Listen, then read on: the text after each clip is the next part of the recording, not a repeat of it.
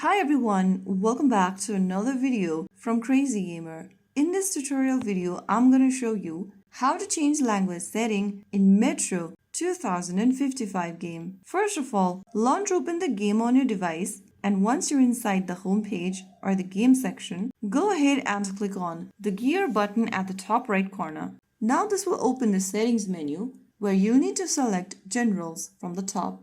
Under Generals, tap on the language drop-down and select a different language you want to change to. After choosing a language, you'll see the difference immediately. The display will then be changed into your chosen language. You can repeat this step and change to a different language preference whenever you want.